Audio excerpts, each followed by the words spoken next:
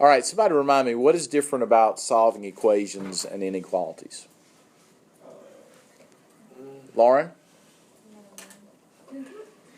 Gray? Inequalities you're factoring, maybe? Something like that? No? No, not yet. Blake? Isn't it if you divide by negative, you have to flip it?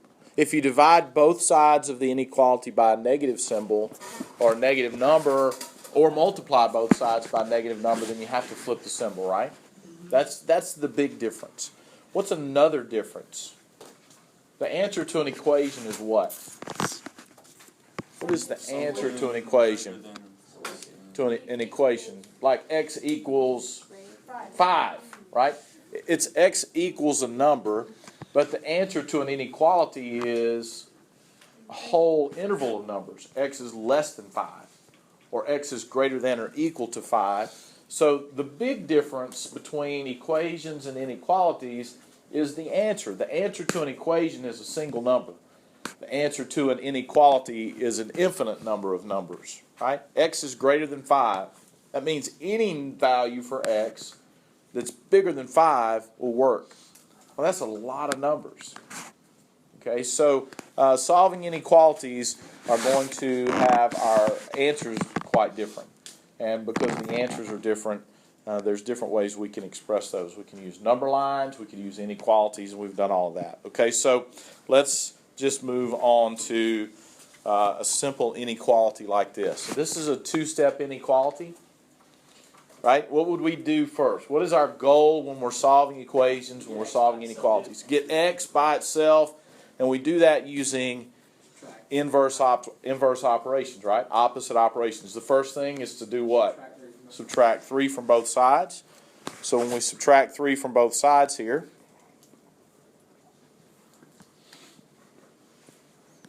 do we have to graph it? yeah, we're going to assume that we're going to graph. So 2x is greater than 6 is our solution. It's the next step toward our solution. Am I finished? No, because we still have to do what? Divide both sides by a 2, right? And that tells me that x is greater than 3. That is the inequality answer. I can express that inequality answer a couple of ways. The only other way that we've done it so far in this class is just to show the solution on a number line. And we've been very lax in what details we show. We have an open circle at 3. Why is there an open circle at 3? Because it is not equal to. Because it's not equal to. If it was greater than or equal to, then we would have a closed circle. It's not equal to. Now, which direction are we going to shade? To the right. Now, we've shown it shaded above, so you could shade it above the number line like this and put, the thing up there, or you could shade it right in place on the number line and go If like it's that. or, though, that's when you shade them on both number lines. Now you're going to the combination of the two inequalities. If it's an and problem, then it's kind of advantageous to graph the inequalities up top so you can see where they cross over. If it's an or problem, you can shade them both. You could do it either way if you just have a single inequality we're solving and not a compound inequality. So that one's really easy, right? Really, lesson 81 is going to involve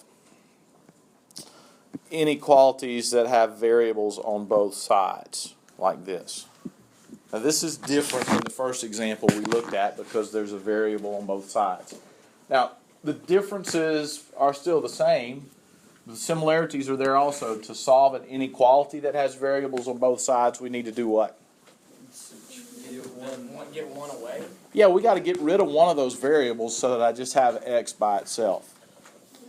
All right, so what would y'all do? What's your instinct tell you here? Add 8 to. No. You gotta get the x. Variable first. Remember, always let the variable drive the ship. Subtract 3x from both sides. So if we subtract 3x from both sides, we want to get 2x minus 2 is less than or equal to 8. Always remember to do your variable first because there's some scenarios where it gets confusing if you don't. It's not a have to. You could add 2 to both sides and do it that way, but it's just smarter to get rid of the variable first after you've simplified everything. Now what's the next step? Add 2. This one's now just exactly like the last example. Add 2 to both sides, and that's going to give us 2x is less than or equal to 10. Don't leave out the symbol. And then when you divide both sides by 2, what's our solution? X is less than or equal to 5.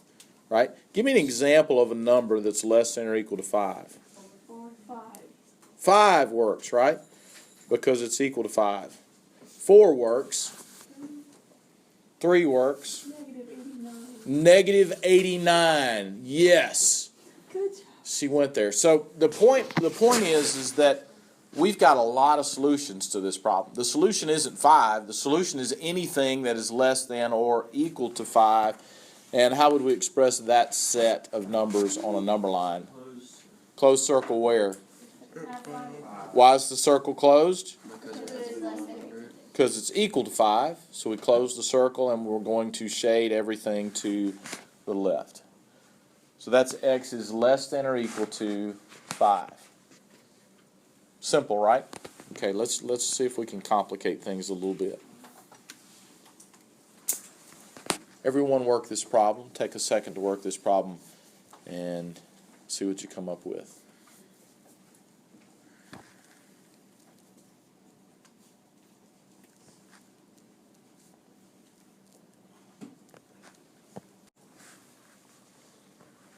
Okay. What'd you get, Blake?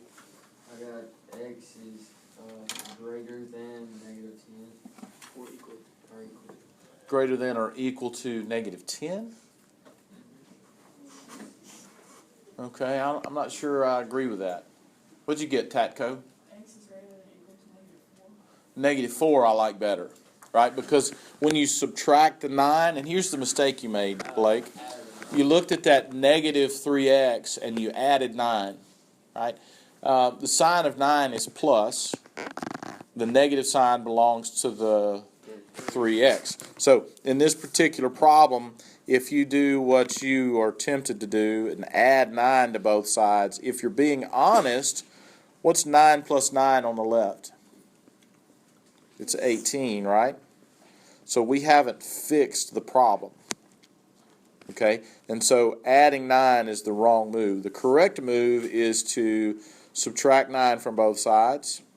When we subtract 9, we get negative 3x is less than or equal to 12. And then when you divide both sides by negative 3, you get x is less than or equal to negative 4. Okay? Okay? X is less than or equal to negative 4 is the solution set. Now, if we sketch the graph of that, we would get what? What do we get? Closed circle at negative 4 and shade to the right. Yes. All right. So the graphing part is good. So you got to be careful, right? There's problems. There's some things that you, things that you fall into. How many of you got Blake's answer to start with? Blake and Gray, just the two of you? And Naya. Naya, you got it too? Yeah. So I mean, it's the thing. It's that pocket, that little threesome right there in the middle of class. That's in the the error zone. Okay. All right. So let's go to our next example. 3x minus 4 is less than 3x plus 2. Now, we've talked about this in the context of equations, what we're about to see. We've talked about this in the context of equations. This is what it looks like in the context of an inequality. What are we going to get when we get the variable by itself here? 0. We're left with no x, right? If you subtract 3x from both sides, what are we left with? Negative 4 is less than negative 2. I see positive 2 there, right? Yes, positive 2, I'm sorry. Now, what does that mean? So what does that mean for our equation? No solution? What's the other other possibility? It's true. all real numbers is the other possibility, right? So that's the two special cases for solving equations. We can have no solutions, we can have all real numbers as solutions, or we can have a single number as a solution. So when we're solving inequalities, it's the same way. Now, how do we determine if it's no solutions or all real numbers? If the statement's true, then it's all real numbers, but if it's not, then it's no. That's exactly right. If the statement that is left when the variables disappear is a true statement, then that means all real numbers will work. Okay? Is -4 less than 2? Yeah. Yes. Because the statement is true, that means our solution to this equation is all real numbers. Okay? All real numbers is the solution. How would you graph all real numbers? You wouldn't?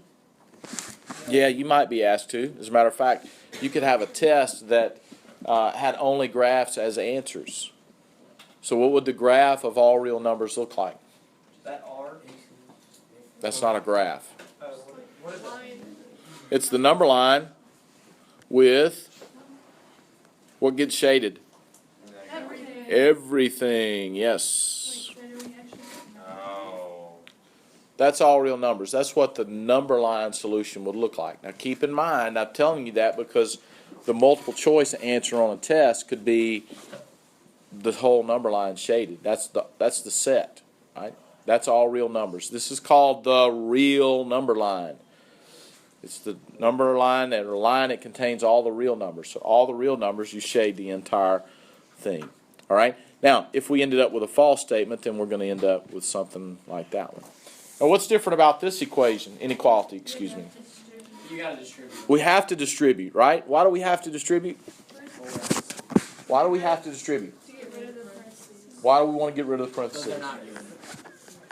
Can't solve it if they have. We can't solve it. We can't get the x by itself until we get the x outside of those parentheses, right? So it'd be 4x minus 8. So on the left, I'll have 4x minus 8, and then greater than or equal to 2x minus 8. there you go.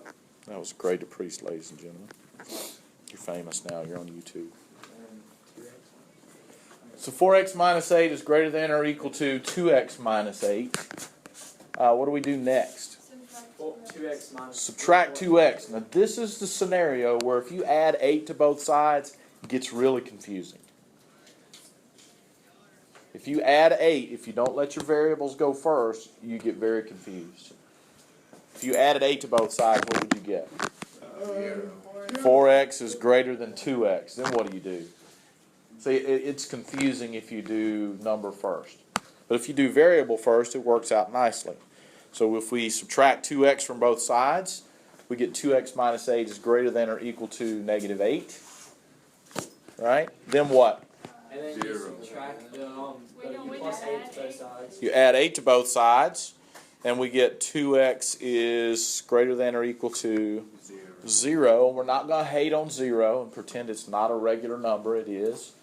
It's a very good number. We're going to continue, divide both sides by 2, and what's 0 divided by 2? 0. Okay? This is not no solutions or all real numbers because 0 shows up. 0 shows up. It's just 0. So x is greater than or equal to 0. We'll have a closed circle at 0 and shade to the right. All right? So that's what our solution set looks like. So there's two ways we can do this. We can have our solution as an inequality. This inequality is a solution. That's a perfectly acceptable way to write your answer, but also the number line is another way that you can represent the solution to this. In Algebra 2, you'll learn a third way called interval notation. Interval notation is really the simplest of the three ways to write them. Okay? Then next, let's see what we've got here. X over 2 plus 3/5 is greater than 3 minus x over 5. Do you need to like find a common denominator and like get rid of all the fractions? do we need to find a common denominator and get rid of all fractions? You don't need to, but you could. We wouldn't have to, but how have I told you that I like for you to deal with fractions in an equation? You get rid of them, right? How do we get rid of fractions? By finding a common denominator and multiplying through the equation to get rid of fractions. When you can get rid of fractions, by all means, get rid of fractions. Okay? So what would we need to multiply through this inequality by to get rid of the fractions? 10. If I multiply through by 10, all of those denominators will divide into 10, and so I can cross-cancel my way out of fractions. No more fractions. Now the danger here is forgetting to multiply the 10 times the 3. Right? We're not allowed to just multiply the fractions by 10. We have to multiply every term by 10. So what's 10 times x over 2? Y'all think and work ahead. 5x. Yes. Because 2 goes into 10 5 times, and 5 times x is 5x. 10 times 3/5. 6. 5 goes into 10 twice, and 2 times 3 is 6. Very good. 10 times 3, don't forget it. 30. Yeah, a lot of times we forget the easiest one, right, because it's not a fraction. And then last but not least, x over 5. 2x. Don't forget about the Negative. negative 2x, yes. Because 5 goes into 10 twice, and 2 times negative x is negative 2x. Now we're off to the races, right? What do we do next? Add 2x to both Add sides. 2x to both sides. That gives us 7x plus 6 Is greater than 30. greater than 30.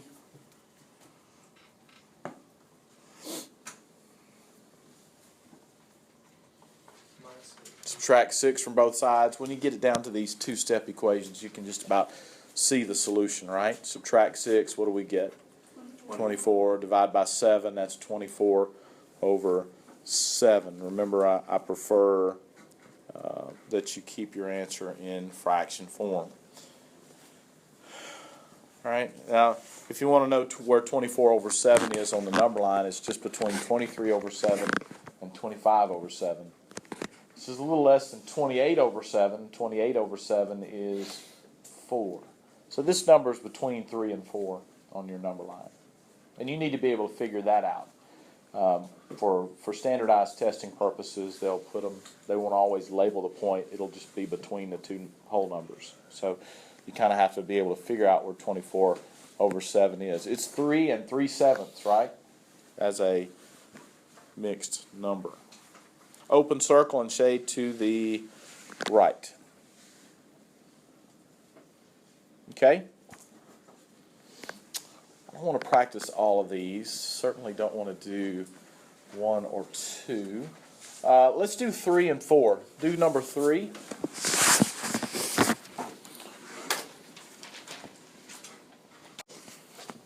Okay, has everybody got it? All right, what's the solution for number 3? X is greater than 5. X is greater than 5. It's all the numbers. All real numbers, right? 0, but I just kept on going. You just kept on going, just ignored the fact that there were no X's in the problem anymore. Yeah. Yeah, when you distribute here, what do we get? We get 12x minus 3, you're right. And on the right side, we get is greater than 12x minus 8. So when we subtract 12x from both sides, what are we going to be left with? No mas ekis, right? Yeah. Is X really the word for X? You should know that from the commercial. What commercial? Most interesting man in the world. I do like that. It's a pretty good marketing for not a good thing. Those ekis, 2 X's. Those ekis. All right. -3 is greater than -8, right? So we have we have no Equis. No mas Equis. All right? So that tells us we have either all real numbers or no solution when your variable disappears. Is this a true statement? Is negative 3 greater than negative 8? Yeah. It is, right? Because it's to the right of negative 8 on the number line. So my correct solution here is all real numbers. Okay? All real numbers. Any number that you put into that original equation will make a true statement. Any number you put in will make a true statement. Okay? All right, go to the next one.